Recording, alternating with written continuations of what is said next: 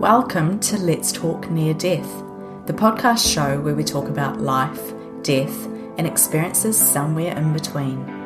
My name is Kirsty Salisbury, the host of the show, and I welcome you to join me as I talk to everyday people with not so everyday experiences. You may also wish to join the conversation on the Let's Talk Near Death Facebook page or access additional VIP content as a premium subscriber via Patreon. For just a couple of dollars a month, you can get an early access to episodes, additional bonus content, and your chance to connect with my guests. To do so, simply visit patreon.com/Kirsty Salisbury. Let's talk near death.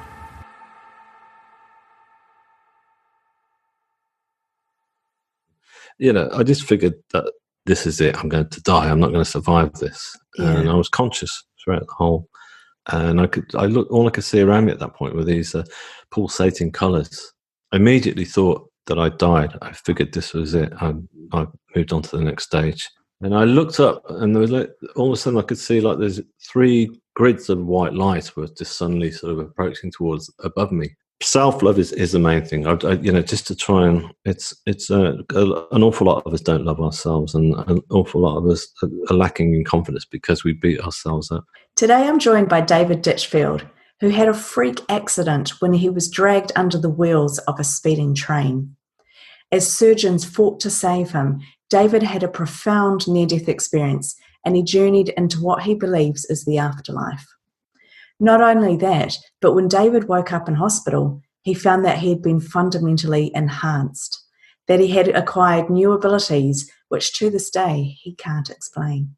Today, David is an artist, a composer, and an author, and he wants to use his NDE experience to bring a positive difference into people's lives. David, welcome to Let's Talk Near Death. Hi, thanks for having me on. Sounds like you've had quite a journey there. I'm curious to know what happened with the speeding train. So can you take us back and let us know how all of your experience unfolded? Yeah, sure.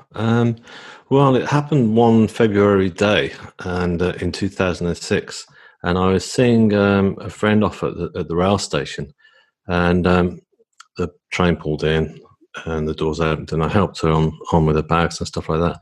And then I was saying goodbye, saying my farewells, and I heard the emergency buttons going off. But I was just still in the midst of saying my farewells, gave her a hug and stuff. And as the automatic doors closed, my coat, I was wearing a very thick sort of sheepskin coat that day, like a 3/4 length. And it got trapped, the bottom part of it got trapped in the doors as the doors closed. Oh my goodness. So basically I was stood there, and I'd been living in London for a long time, so I always figured that if you get anything trapped in the doors on the underground system there, the doors automatically open. Where at this point that wasn't the case. The doors wouldn't open, and I was tugging away at this coat, and it wasn't going to come free. So the first thing, I just turned around and shouted for help, and there was no guard on the actual platform that day. And in fact, there was only one other guy stood there who was seeing off his girlfriend or what have you. And so that was it. There was no one there to help me. So there was two buttons either side, and I started banging on those, hoping that would open, but that didn't work. So I hit the glass of the carriage, hoping to alert maybe a ticket officer or a guard on the train, but nobody turned up. So then the engine started to rear up on the train, and I just thought, this isn't looking good, because I knew there was no way I was going to pull it free. Yeah. So I decided my only chance to survive it was to actually.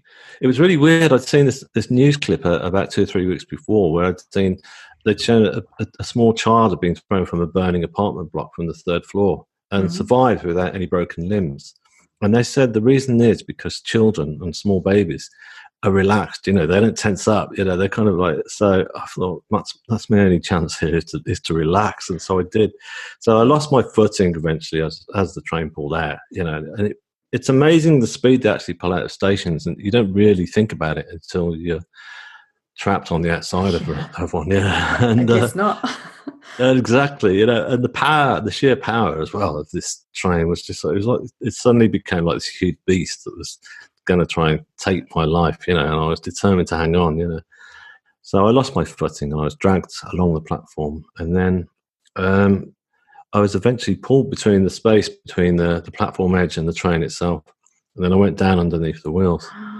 So so I was just kind of, I remember that point very well because I remember looking up and seeing like the carriage doors almost like it looked like they were disappearing up into the sky, So it was a heck of a drop, and then I heard this tremendous rip, and then I just kind of fell and I was just tossed around, like a rag doll, bounced around from side to side, and I just figured that this is it. I'm going to die. I'm not going to survive this, and I was conscious throughout the whole thing, and so eventually I found myself lying on the ground with the train still sort of going over my head, as it were. It's not literally, but it was going ahead, above me, and I still figured at that point that it wasn't all over for me yet, but I had to just keep my head down because a piece of the undercarriage could just come and whack me over the head, and that would be it. Because it was going at tremendous speed, and the noise and the smell of the oil was just, I've never forgotten that side of it, and then eventually it moved on and disappeared off down the track, and I just kind of like lifted my head and looked up at this beautiful blue sky, and I was just like thinking, wow, I'm alive. I can't believe I've just survived, so so that was basically how I was led to go on to have this wonderful experience. So that was the horror I went through first of all to start with. That must have been absolutely terrifying. Yeah.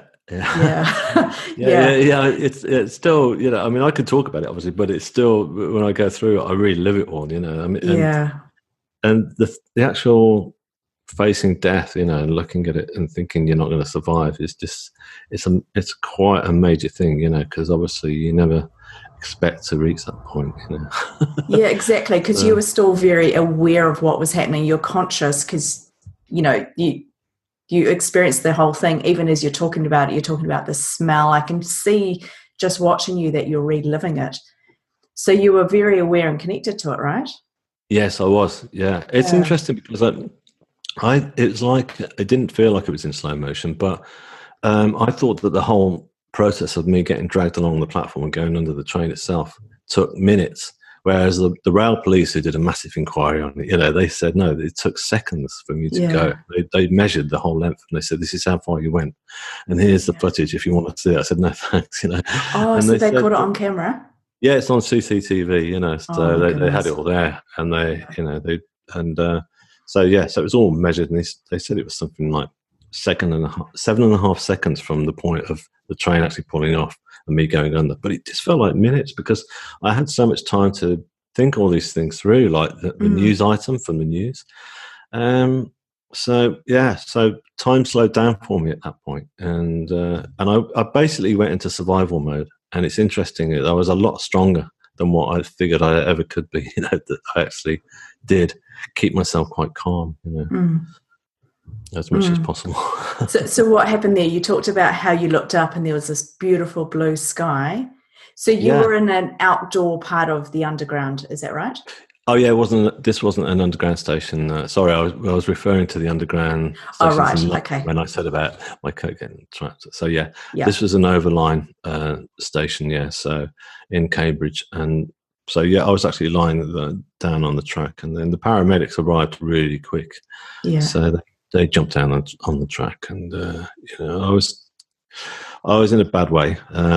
This sheepskin coat that I talked about of high quality that was now shredded. The whole, it was in a really bad way, and I was shredded as well. So I was pretty, I was losing a lot of blood, and I was trying to get my cell phone out of my pocket to try and ring my sister because I'd been staying at my sister's at the time, so I thought I must give her a call and tell her what's happened, which is crazy, but and of course the phone was completely smashed. And so, well, it wasn't working. I was going, why is it not working? Yeah. So anyway, they arrived, the paramedics, and then they stretchered me and got me off to hospital. And they got me into, as soon as I remember arriving in the emergency department, and there was looked like this whole team waiting in a semicircle, and they just kind of rushed me in, and there was just doctors flying around, sort of frantically trying to save me, because at that point I was losing copious amounts of blood. My left arm had been severed on from the elbow down, so there was a lot of blood being lost from that point.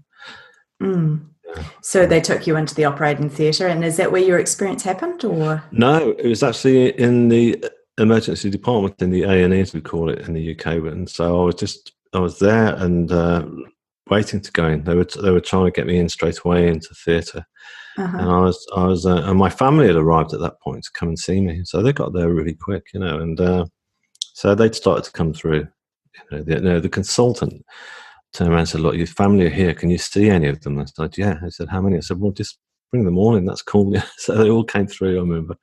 And so it was pretty much around that point that I went from this, screaming noises of, it was like overkill of noise and sound and light and pain.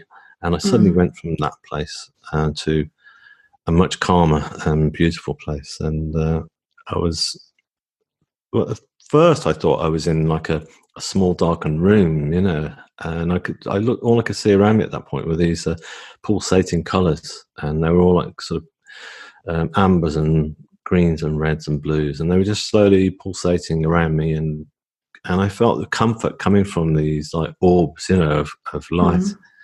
And I figured, wow, this is amazing. Where am I? And I immediately thought that I died. I figured this was it. I moved on to the next stage. And there was no sense of panic whatsoever. I was totally at peace with where I was. It was just because it was just such a fantastic contrast from where I'd just been, So I lay there, and then I put my head back, and I realised that I was lying on this huge piece of slate, and it was like a rock, like a massive rock.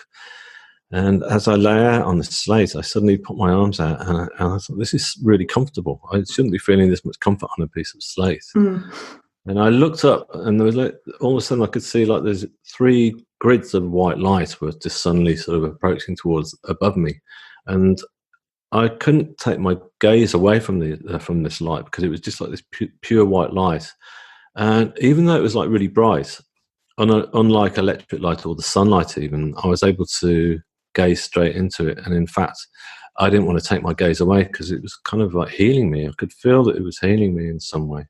And so that was really comforting. And then the next thing, I decided to like lift my head to see further what was going on around me. And as I looked down, I could see I was covered in like this blue sheet, and it was like a very basic sort of, almost like a satin sheet, if you like, and it was keeping me very cool. And I wasn't wearing any clothes, so I could see my body. So there were no injuries to my arm whatsoever. There was nothing. Everything was just back intact, And then suddenly I looked up, and to the right of my right foot, I could see this like an androgynous being sort of stood there staring at me, and with this kind of beautiful white blonde hair and this kind of knowing smile, a very comforting expression, and just smiling at me, just looking at me. And it was odd, because this being of light was just wearing like a very contemporary light black T-shirt, pretty similar like I'm wearing now, and it was just so... I thought, well, okay, where am I? What's going on here? And who are you? What are you? What are you about? I just thought, I know you, and I've known you for all my life and beyond. I felt like it was my soulmate, like somebody. If you just meet somebody for the first time, say at a party, and you think you connect with it. It was like that, but very, very powerful. Very, very strong. And I thought, there must be a reason that you're here, and there's a connection. And what is that connection? So I lay back, and as I lay back again, I put my head back, and I just realised then there were 2 more beings had appeared either side of me, and they were a female form, and one was kind of like a Asian Indian or American Indian sort of form, and she was like got her hands kind of slowly going over my body to the left hand side, and then to the right there was also like a female, and she was more white Caucasian, I guess, and she was also keeping her hands hovering all over my body, all the way down, you know, almost like some form of like Reiki healing, if you like. Right. So I don't know, but just very, you know, there was no actually touching my body, but I could just feel this energy that was so powerful coming from their hands. And it felt like an energy of love as well. You know, I could feel all this love that was coming from all three of these individuals. And it was the most powerful sensation of love that it was almost like I felt like every molecule of my body was kind of like sort of shaking, you know, because not shaking, but just I mean, it was just like, just felt really beautiful and warm and tender. And yeah, so these beings continue to heal me, and I thought, well, my wounds are healed, so what are they healing? And I figured they're healing my soul, and that's what it felt like. It felt like my whole soul was being healed and almost being prepared, you know, for something more, and I wasn't sure what. So at that point, I suddenly thought about my family, because I knew that they were going to be down in the hospital surrounding where I'd been lying on the stretcher. And I thought, well, I'm obviously dead now, so that means that they're going to be completely distraught, because they've just been through a massive ordeal, and now they've lost me, and I've died, and I just So I tried to look over my left hand side, because I thought if I look down, I'll probably see them down there, you know. So I did. I turned over and I looked, but I didn't actually see my family at all in the hospital. But what I did see at that point was this incredible sight, and it was like a huge waterfall that was just kind of like going around in a massive curve to my left.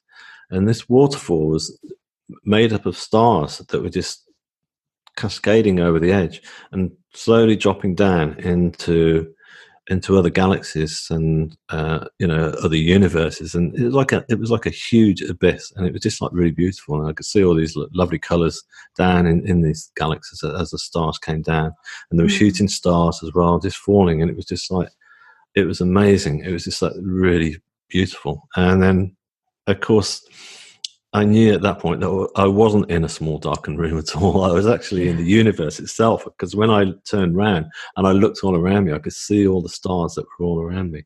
Oh, wow. And yeah, it was just incredible. And so I just thought, well, what's going on here? How come I'm in the universe at first? And I just kind of looked, and I looked just beyond the being of light at my feet, and then suddenly I could sense there was more energy that was starting to sort of almost turn up by tenfold.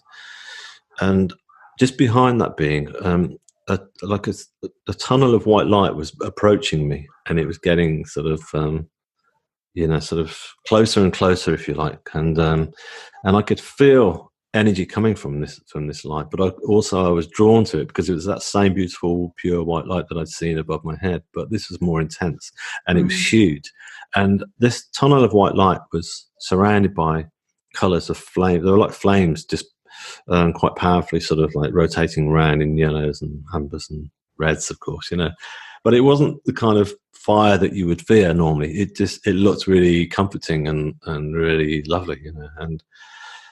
And I just figured at that point, well, this energy, the pure white light that's coming towards me, this tunnel, is actually the source of all creation. This is God, you know. This is God itself, and it's not how I'd always perceived probably what an image of God would be, i.e., you know, a guy up in the sky with a beard and what have you. You know, this is God. This is the source of all creation. And it all came to me. You know, there's a lot of telepathy going on, you know, so all this was happening. And so I laid back my head, and at that point, I remember I was almost laughing with smiles, because I was the joy that was coming from this energy and what I was learning.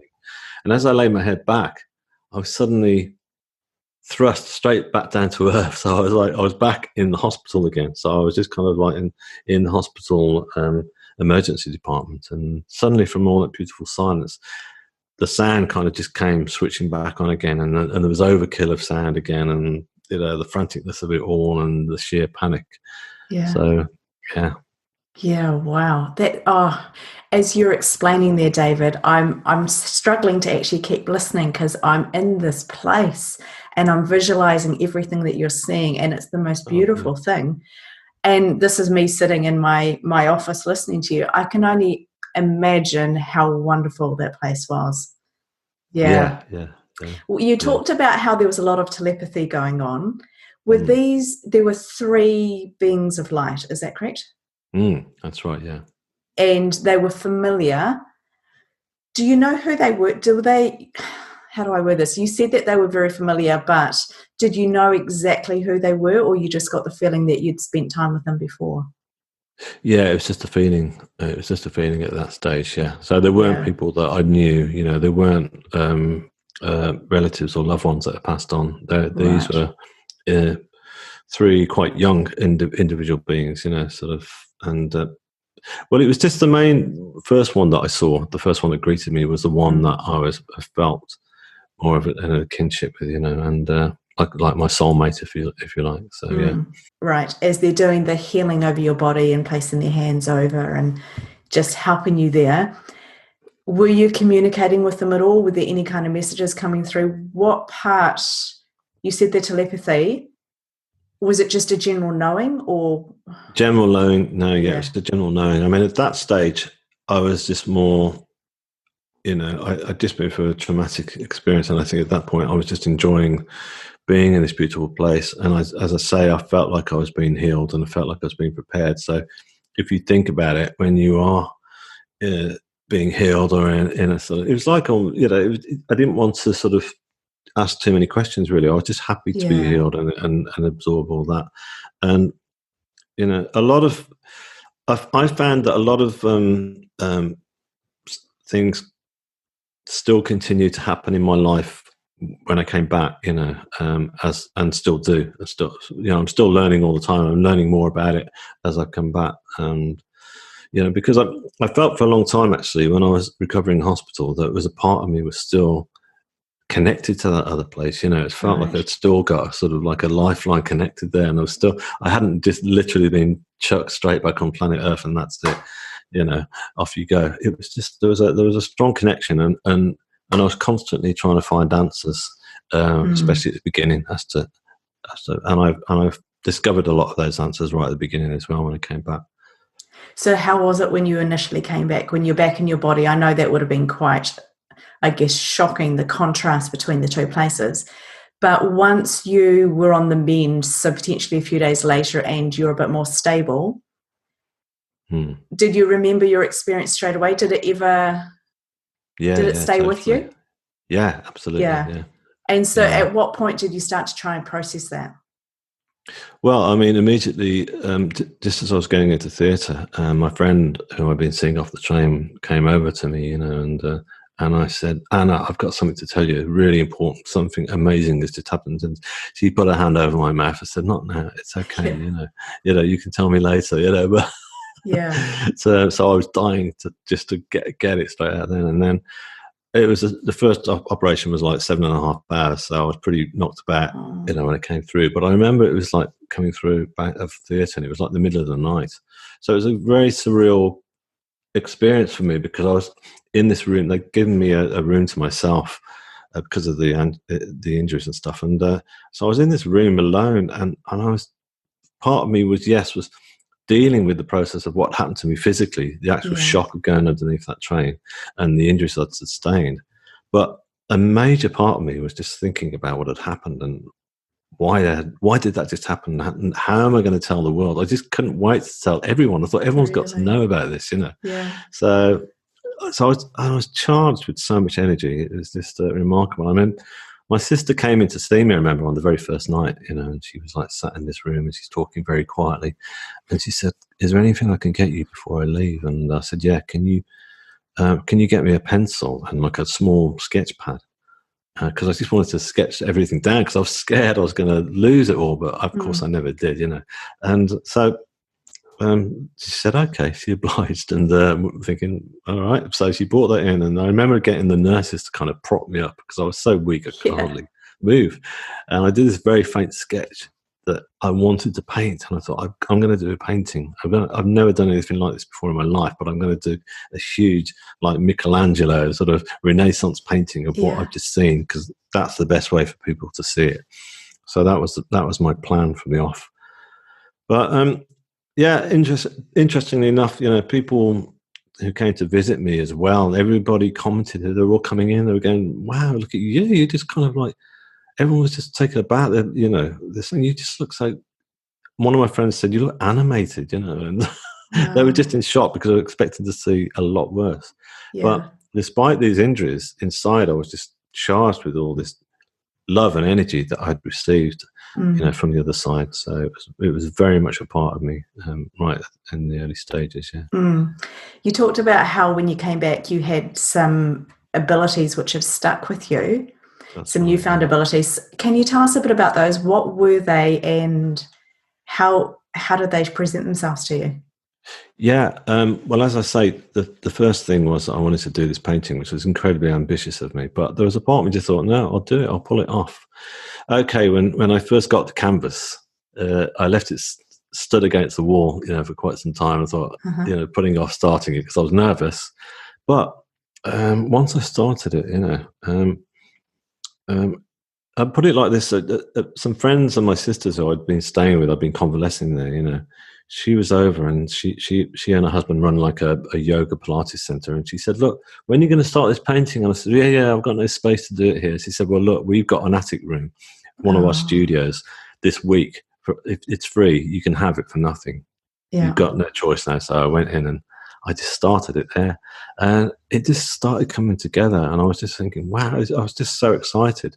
And what I was doing was channeling ideas through to help me paint this. And I didn't realize that initially, but I did actually. I knew something wasn't me that was just making this creation happen. That there was a bit more going on here. But I know that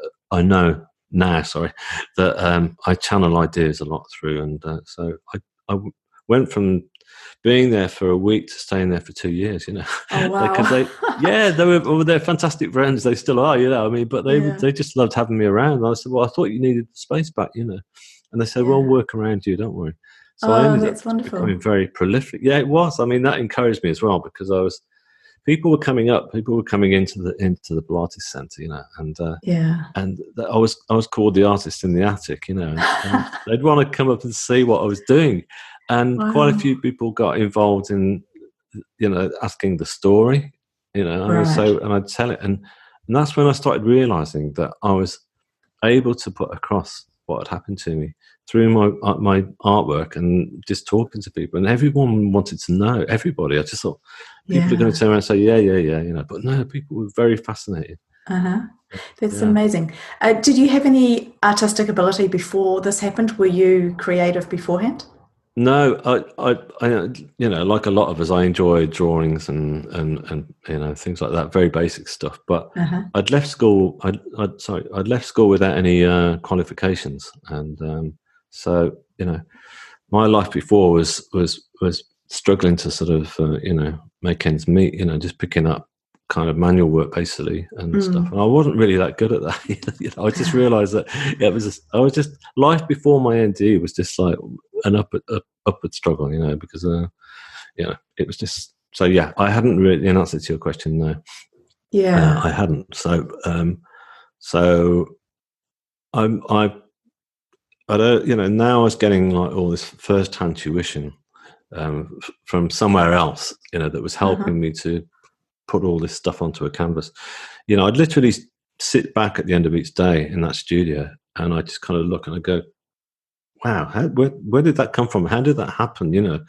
And every day I would just go, thank you so much, because I knew that they were still taking care of me up there, that they hadn't just kind of like sent me back down to earth and let me get on with it, Yeah. What about other forms? Perhaps I've misunderstood, but you do composing, you do Yeah, musical that's side of right. things. Yeah, that So came again, next. was that something that you had before you had your NDE? Were you musical at all? I was musical, yeah, but Okay. nothing like this. Okay, I was a guitarist, but just a very sort of basic 3-chord wonder, you know. It's like punk rock and roller, Yeah. just playing in various bands and outfits and stuff for at my time, but nothing serious. So nothing to the stage where of writing music for orchestra. I mean, you definitely need tuition for that, which I hadn't had. So that came about actually again because one of the people who used to come up and look at my work was um, a, a cellist from the local orchestra in Cambridge, and she Uh-huh. loved my work and stuff. And she said, "Oh, do you mind if we use one of your paintings for our next poster for our next concert?" I said, Oh "Yeah, wow. that'd be lovely." And so we became friends, and we used to meet for coffee. And I couldn't play guitar anymore because of my left arm being injured so badly. Mm-hmm. So um, anyway, what happened was I'd also started going to spiritual healing. I discovered a spiritualist church after the accident, and I went in there one day because I wanted to try and find people that I could talk about this with, that Yeah. like-minded souls, if you like. You know, I didn't need Mm. confirmation, but sort of like just kind of like to talk about it. Really, you know, people who might get it. And Mm. they did get it, you know, they were great. And then they said, "Look, you look pretty bashed up. You look like you could maybe do with some spiritual healing." And we do that on Thursdays. I went, "Great." So when I started those healing sessions, I used to get clairvoyant messages coming through from some of the healers, and they used to just very little simple ones, you know, what they were feeling throughout that whole session. And they Uh-huh. started saying, "Oh," that individually as well. They were saying, "Oh, I'm being told that they're telling me that you're going to write some music about your experience." And I was going, "Okay." So of course I thought I was going to be writing a 3-minute song, you know. And I thought, Mm. so I pulled this old synthesizer out of my wardrobe and stuck it down, plugged it in, and started playing some chords on that with 2 fingers or whatever, you know. And this lovely little progression came through, and I thought, I like that. That sounds really, really lovely. And before I knew it, I got like a whole of the first movement together for my first piece. And that's when my brother stepped in, and he helped me because he said, I've got this computer package that you can have. And what happens is you'll have to play all those parts again, but and on a keyboard, but into your laptop, and then it will transpose what you're playing from the notes into notation for sheet music. So Mm-hmm. that's exactly what I did. And then, you know, I'd hear all these different sounds, you know, like different. I think that sounds like a horn to me, like some kind of horn. And then my brother, who was more clued up, and he was saying, "Yeah, that's actually a French horn you need there." I was going, Oh "Okay, that's wow. great." So anyway, so I developed it all up and got it ready. And then I spoke to my friend and I said, "Look, I've got this. Do you remember that conversation we had? Yeah. Well, listen, I've got this score together. Would you have a look at it?" She said, "Okay." So her and somebody else from the orchestra met up with me, and I remember sitting in the coffee bar, and I pulled out these sheets, showed them to them, and they went, "This looks really good. This is good. Yeah, yeah, we'll Mm. do it." And so they decided they'd do it, and yeah, so it was amazing because as soon as we decided it was going to go ahead, um, they said to me, "We'd like to get local press involved and stuff like that. Are you okay to say a few words to them about what it is because you're the composer?" And I said, "Yeah, of course." So a newspaper phoned me up, and I told the story, and they were like really blown away. This is amazing. This is brilliant. So yeah, Yeah. and then it went from that story to other phone calls coming from other newspapers, and then the BBC wanted to do like a news clip on me, and so Oh wow. suddenly the concert sold out 2 weeks in advance, which was like, you know, incredible. So we were all Yeah. really excited. Yeah. Yeah. And yeah, so and it was like I sat on the front row with my family, you know, and that was lovely. You know, I got my mum sat next to me, and we're just watching it, and then I actually enjoyed it. It's mad. I should have been really, really nervous. I was slightly, but I just got faith that it was all going to work, you know, and all come together. Yeah. And it just sounded really beautiful hearing what I'd been working on this tiny little synthesizer to a whole orchestra playing it. Oh You know, it was just wow. beautiful. You know. Is there somewhere, David, that we can listen to that? Is it online at all, Yeah. or is yeah? Yeah, I'd like people to be able to stream it if they want. I've got it on. If you go to my website, which is shineonthestory.com, and then if you go down there, scroll on, and then you'll find links to it. It's called The Divine Light. So that's the first wonderful symphony, and there's like 3 movements, and so you can hear all 3 for free. I'm not, I don't want to charge. I want people to be able to enjoy it, So please do go and have a listen. We'll put the links to that, because I definitely would love to go and hear that. So thank you. It's beautiful that you've got it for free as well, just to bring that energy into the world and to help people, especially at a time like this when there's so much uncertainty and things are going on that we've never experienced before.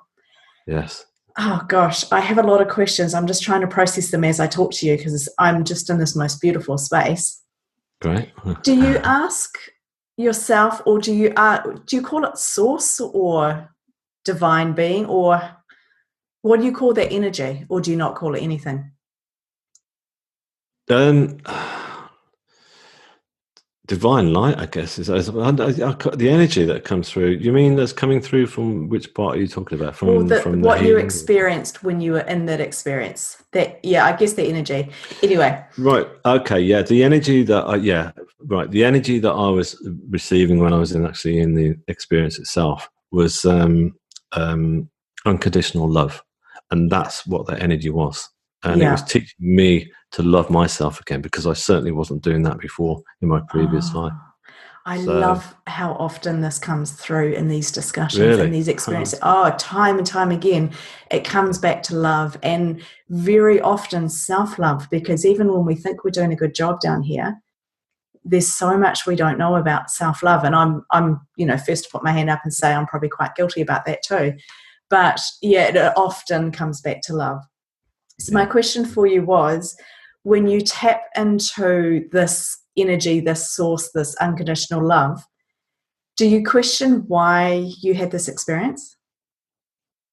Yeah. I think the whole reason for me having it is because, as I say, I'd got no love for myself, and my life just wasn't. I just wasn't sort of really stopping to process my life at all. All I was doing was just trying to get a quick fix, if you like. I was just trying to get the next job that was coming along. I was just trying to chase after the next relationship that was probably toxic, but I just still wanted it. And it was all surface level things, and I really wasn't stopping to give myself any love or whatsoever. And because I'd left school without any qualifications, I always felt like a bit of a failure, and like I'd messed up a lot, and I was messing up a lot along the way. So I was carrying an awful lot of guilt as well. So I just think that basically the reason was that I needed to I got to a point where I was at such a low point as well, just before the NDE itself, that it was the only way up for me, I think, that something like this to happen. And but also for me to be able to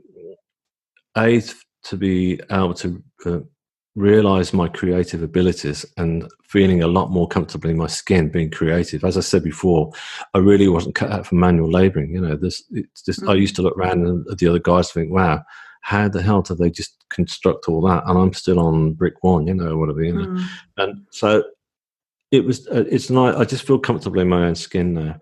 But also, secondly, I also feel that the main reason for me actually coming back, I guess, is to try and spread to as many people, my story, and give it across, just to sort of, basically express one thing that I've realised none of us actually think about death, and at all, which is kind of bizarre, because it's all going to come to us at some point, isn't it? I'm not saying that we should spend every day in and out discussing death, but we never talk about it. And so it's interesting. And now I've realized a lot of people fear it an awful lot, and to a big degree.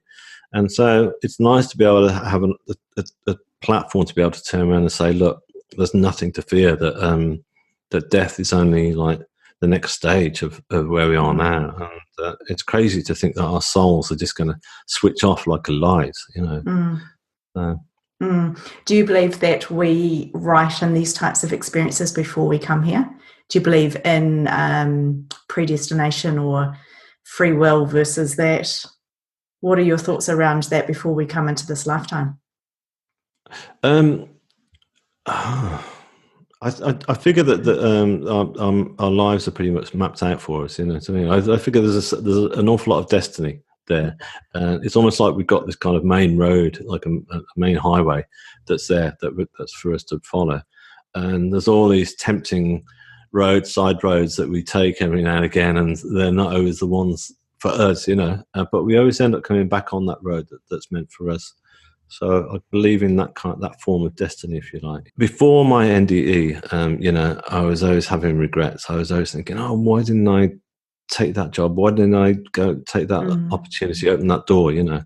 Whereas now I look back and I realise that I don't feel any of those regrets now, because I figure everything was meant, you know, to lead me to that very point of going under that train and ending up in the afterlife. You know, there's so many things that fell into place just before that. I mean, the person that I met that I was seeing off on the train, I'd hardly known her. You know, I'd only known her for a matter of weeks, but we got this real strong connection. And there's this it's almost kind of mystical that she happened to come into my life. And if she hadn't, you know, I wouldn't be sat here now, and I'd still probably be trying to piece my life together in all the wrong possible ways. So. Yeah, because the experience wouldn't have happened. You wouldn't have gone to the train station. Yeah, exactly. There's a lot to think about, isn't there? Yeah, exactly. You know, a lot of people say to me, "Oh, if you could turn the clock back, you know, what would?" And I'd say no. I'd still say yes. I'd accept that accident would have to happen for me to experience where I am now, and I wouldn't turn it back at all. I wouldn't say, "Oh yeah, no accident, please." You know. Oh wow, yeah. I think I'm the same with my experience. Actually, it was hard physically, but absolutely, I wouldn't choose anything else. But then I guess that this is all I know, all that you know. So, if there was one thing that you wanted people to take away from your experience, from this conversation that we've just had, from the gifts that you've been given, the whole thing, what would that one thing be? Well, especially now at the moment with what's happening, you know, that all of us now have been given this, even though there's a lot of fear and anxiety about the unknown and the future, we've all been given this kind of almost like golden moment to actually stop and think about our lives, you know, and just try to sort of be authentic and look at within, you know, try and sort of like get in touch with our higher consciousness, if you like, and try and give ourselves a bit more compassion and self-love, and not be running around after the next buck or whatever it is you call it, you know, like I was before. So, but yeah, self-love is the main thing. You know, just to try and it's an awful lot of us don't love ourselves, and an awful lot of us are lacking in confidence because we beat ourselves up. So the one thing is to know that you're loved, give yourself love, and try and open up to your guides, because we've all got guides, all of us, you know, we've all got guides that are with us, and try and connect with those guides. But the most important thing is, as well, for me to stress, is not to fear death at all, and just go through life and accept that, you know, when your number's up, and just to go with it and roll with it, and just expect a really beautiful journey that's ahead of you, because it really is. It's really quite remarkable. So, David, I understand that you've also written a book called Shine On. Tell us a little bit about your book and where we can get hold of that. Yeah, sure. Well, that's another sort of crazy string to the bow, because I'm dyslexic, and so I never thought I'd actually be able to write this down, this story, but it's happened, and so the book has finally come together, and it's called Shine On. And I got a publisher sort of just by chance, just got a hold of a copy of the manuscript and read it, and then he contacted me. It was just before Christmas last year, and he said, "Look, you know, I love this. I really like it, and I want to read the rest of it after Christmas and then get back to you." So he got back, and then I was offered a publishing deal with it straight away, and so that's it. So the wheels went into motion, and so it's brilliant because, again, you know, as I say, I really want my story to get out there, and I feel now that this is probably the best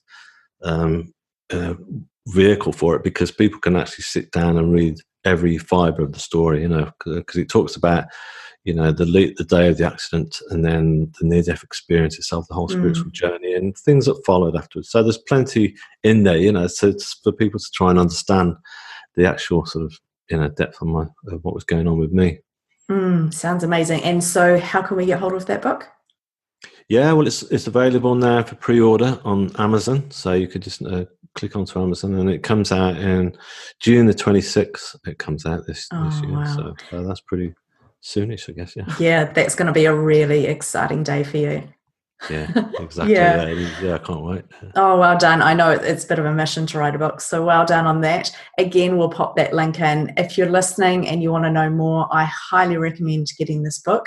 It is on pre-order, but pop it in there. Let's support David the best that we can. And David, thank you so much. This has been so beautiful. You've got a really great way of sharing your experience, and I just love the messages that come out. I love that it comes back to love. I love the self-love piece. I'm saying love a whole lot as I'm saying this. David Ditchfield, thank you very, very much. We're going to let people know how they can get in touch with you. We're going to post the links to that beautiful music. And we just so value you opening up, being vulnerable, sharing your story, and helping the world to understand a bit more about life and death. Thank you. Thanks. It's been great chatting with you, really. It's been a great conversation. Thank you. Thanks. How is your body right now? Are you okay? Like, did your body recover? Yeah, it's never been the same. It's knocked it right out of me. Funny enough, I started doing Pilates at my friend's centre just recently, but it's a different type of Pilates. It's called trigger point, and it focuses on the whole body when you've had injuries and stuff. And it's so I've been finding that really useful. So so that's really kind of loosening me up. So it knocks it right out of you. Yeah, I haven't got that same spring in my step that I once had. But hey, Yeah, but you're able to do everyday activities, and you're able to get by how you need to. Yeah. I mean, I drive and everything, and I get around, and I'm fine. So it's not like I'm not wheelchair bound or anything. Thankfully, so I get around. I do really well considering. It's just it's a miracle that. Well, it's interesting because I talked about the rail police, and they finished their inquiries, and because it was a big job, they took the whole carriage down to London and stripped the doors right down to the last rivet, And when they finished their inquiries, I met for a coffee with the guy who was the head of the police, and he said, well, that's it, we're all concluded. I said, oh, brilliant, and he said, we don't get it. We all bang our heads together. You should be dead. You should not have survived that. We don't understand how you survived. It's amazing, isn't it? I don't understand how you do survived. all their mathematics and stuff, and I know. Yeah, but that's because you and I know that there's stronger forces there exactly that are preventing that from happening, which is quite remarkable, isn't it? I know. Really I think isn't it? There's such a bigger picture that we have no control over, and I think when our time is our time, it is, and if it's not, then it's really not. So. That's it. That's what I'm thinking with this whole coronavirus thing. I mean, people have settled down a bit now, but I mean, like last week, it was like complete frenzy, a national Same frenzy. here. People like falling over each other in supermarkets. The panic buying. It's just like, stop it, just stop. I know. It was like that here, but then actually now when you go out, we've got a dog, so we take the dog for the walk. Everybody's super friendly. Everybody's connected again. It's like, oh, there's another human in the street waving, hi, how you going? There's a lot more connection. People are a lot friendlier. I think a lot of walls have come down. And the contrast between a week ago when, like you said, people are stampeding over supermarket aisles and the shelves are empty, and you had the whole toilet paper scenario in the UK. Totally, that's bizarre. There's a worldwide thing, isn't it? I don't either. It's really strange, don't get it. But you go from that to people being super friendly. Everybody's like, we are one suddenly. We are human, and we're all in it together, kind of now. Which is brilliant. Exactly. But that's basically what I was talking about. It's good that people are now actually getting that opportunity to do this, to actually stop and just and people are doing it, which is great. I'm seeing people around me. I saw my brother and his wife when I was in London, and they were like freaking out because it's just, how are we going to do this? How are we going to survive? If we have to, if they close the schools and my brother's wife's going to have to stay at home, she can't do that. But as soon as it happened, they were like all these little jokey home videos were coming out, and everyone was being creative and having fun and almost going back to basics and just enjoying it, you know. Exactly. That's great that that's happening. So exactly. let's hope it continues, you know. Oh yeah, totally. I really hope that. I think so much good will come out of this. Do you have any insight into the coronavirus, or do you have any understanding around anything there? Any messages from where you get channeling? Well, basically, as I'm just talking about now, I feel that the world was getting to a point where it needed something to happen, like an ice age almost, you know. And it's not an ice age, so we've been given a lucky opportunity here that we've been told that the whole world has been knocked off kilter, and so we've all had to stop. But it's been quite a soft way of doing it, you know. It's better than. I think so. Yeah. I mean, we've still got our houses, we've got comfy beds to sleep in, we've got food. In terms of, it is quite a comfortable scenario. Obviously, not for the people who are in the thick of it. Yeah. But in terms of a global meltdown, this is actually quite a comfortable one. Exactly. I mean, I've had a few people messaging me recently who have since I've done interviews and that, you know, because I've got a YouTube channel, and people kind of get hold of me and they say, "Oh, do you think this is like a punishment from God and stuff like that?" You know, and I'm saying, look, I'm no sort of expert guru on this. I'm not. You know, I had an NDE and that's it. But my feelings are that no, it's not a punishment from God. It's actually God saying, you guys are racing towards critical level, like you know, with what's going on with climate change, and not really accepting it. That was going to spiral out of control and hit a wall anyway, wasn't it? So it's almost like it's given us all a chance now to actually go, well, we've got no other choice than that to actually return to our natural sort of primeval roots, you know, and what have you. I think something had to happen. That's what it has. Yeah, we couldn't continue how we were, and not even environmentally, like looking at those types of things. I think just the way that we work, the way that we're running our families. I've been saying to my husband for a while now, how does this all stop? How do we, you know, it can't keep going. There's got to be a breaking point. There's got to be something that happens. So I'm not the slightest bit surprised that this has happened. Yeah. Exactly, and saying that it is quite sad, especially for the people that are really affected. But I think, again, so much good can come out of it. Yeah. I mean, you're lucky. I mean, you've got fantastic leadership, you know, where you are. Yeah, we do. Most countries, you know. I know. It's great, you know. I mean, you know, for the last few years, I've been putting up posts on my Facebook friends page saying, "Oh, well, we want her over here, please, to come and sort our mess out." You know, when we were going for the whole Brexit stuff. But interestingly enough, you know, I'm seeing leaders who I don't normally like in this country, leadership, and I'm seeing this kind of more actually humane, genuine side coming through. I think actually, although I'm always like, you know, keeping my guard with you, I'm actually thinking, yeah, it's actually getting through to these people as well, the leaders, you know, of the world, that they are actually showing a more humane sort of side. Well, they're being impacted as well, aren't they? It's affecting them personally, so. It's affecting them personally, but it's also, you know, they're actually sort of governing it fairly well, considering. I thought they were going to make a absolute hash of it, but really? They're doing okay. It's all right, you know, I think, anyway. So yeah, it'll be interesting to see what happens anyway. We're in lockdown for 4 weeks, so we'll see what happens at the end of that. I suspect it might go slightly longer, but who knows? We'll see what happens. Yeah, but I don't think you've had it too bad there in terms of cases. We've got just under 300 cases. Wow. And saying that, 250 or something of those were in the last week. So we went for quite a while having none, and then we got one, then we got three, then we got 5, and then suddenly we were getting hundreds. This is it. This is what they've been saying on the news here, is that like it slowed down yesterday, but they're advising us not to suddenly start feeling okay and slow down, because that it could just, we don't know, it could just suddenly double by next week, or quadruple or what have you, so we just don't know, do we? And it just takes that one, like we had, to suddenly spark that fire again. And it'll be interesting. Yeah, I'd love to stay in touch with you, David, and just, I don't know, see how things unfold. So thank you so much for this. If you could send me a profile photo, or let me know where I can get one off your website, would be great. No, I'll send you a profile photo. If you have a bio, that would be great.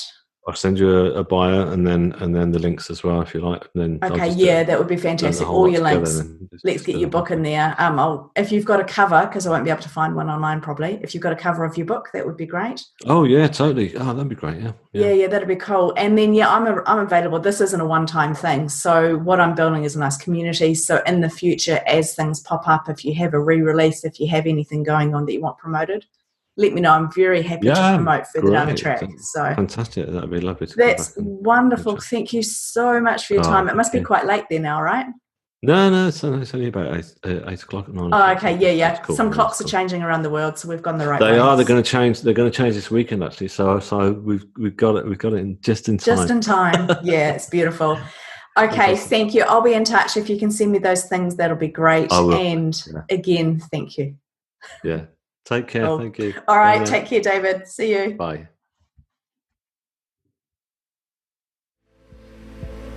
Thanks for joining me on this episode of the Let's Talk Near Death podcast show.